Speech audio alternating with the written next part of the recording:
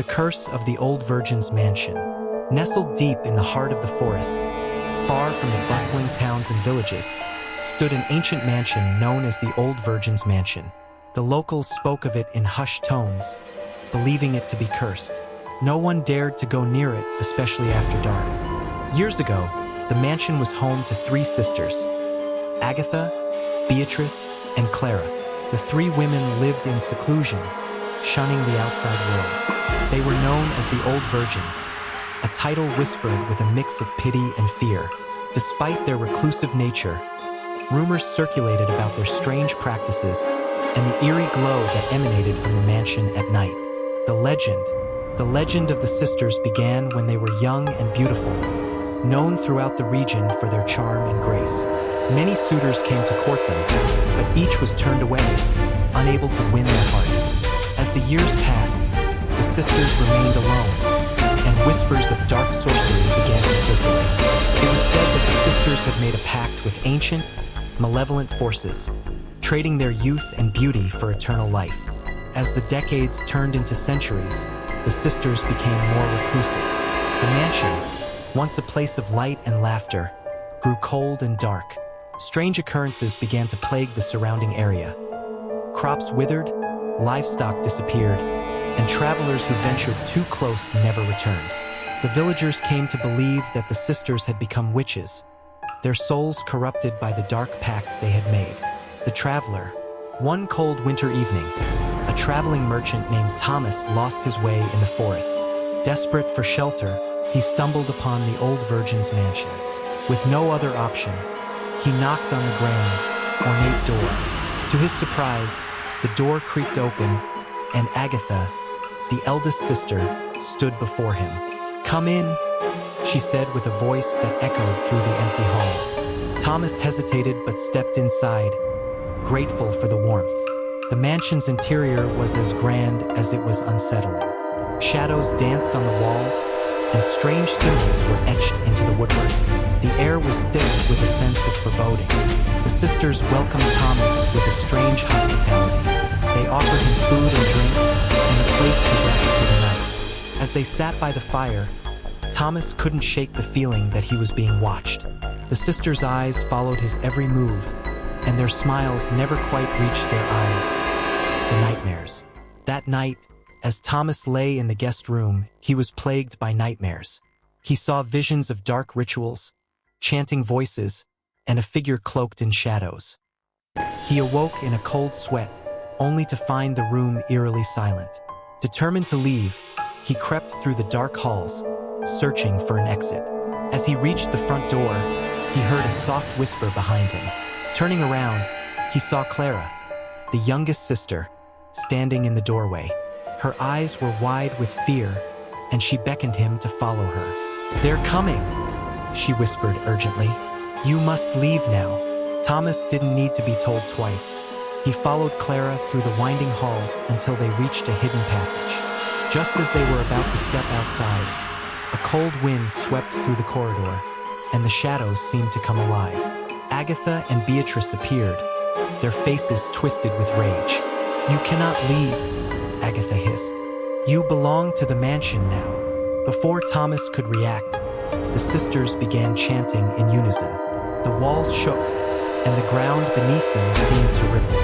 Clara screamed, and Thomas felt himself being pulled back into the mansion by an invisible force. Desperation took over. With all his strength, Thomas broke free from the unseen grip and sprinted out into the forest. He ran without looking back, the chilling chants echoing in his ears. As he reached the edge of the forest, the mansion's glow faded behind him. The investigation. Years passed, and Thomas never spoke of that night. The Old Virgin's mansion remained a source of fear and mystery, its dark secrets hidden from the world. The locals continued to avoid it, their whispers filled with tales of the cursed sisters and the poor souls who never escaped its grasp. Thomas, however, was not the only one curious about the mansion.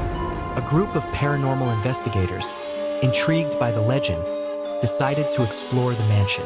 Led by Dr. Emily Carter, a renowned expert in occult phenomena, the team consisted of 4 members: Jack, a tech specialist; Lisa, a psychic medium, Mark, a historian, and Rachel, a skeptic.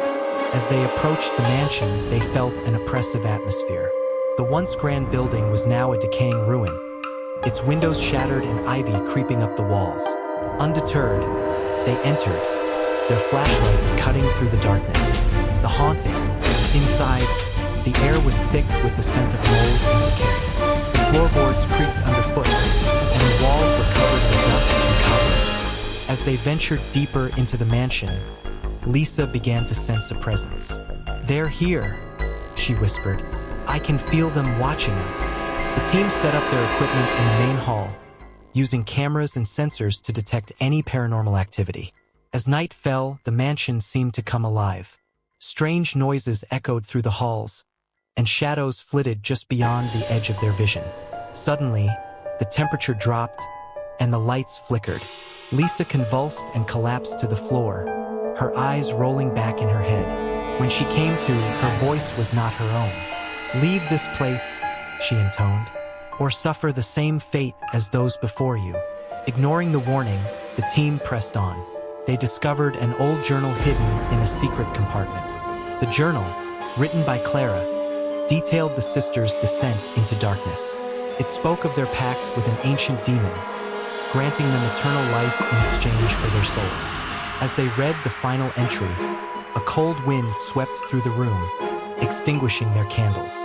The sisters appeared, their ghostly forms twisted with rage and sorrow. "You should not have come here," Agatha hissed. "Now you will join us."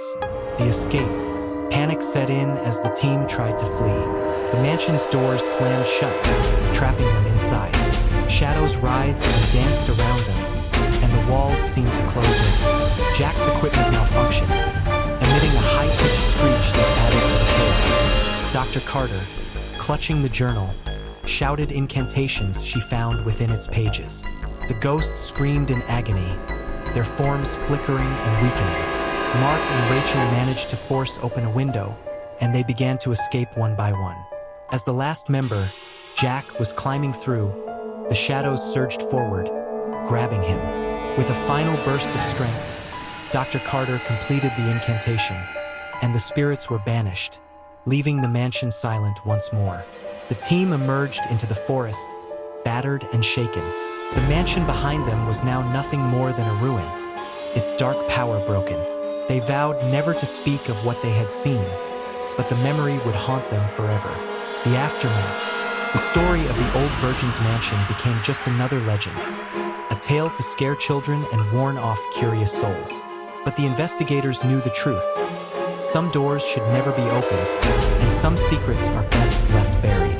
Years later, Dr. Carter visited Thomas, now an old man, to share their findings. He listened in silence, his eyes reflecting the same haunted look as hers.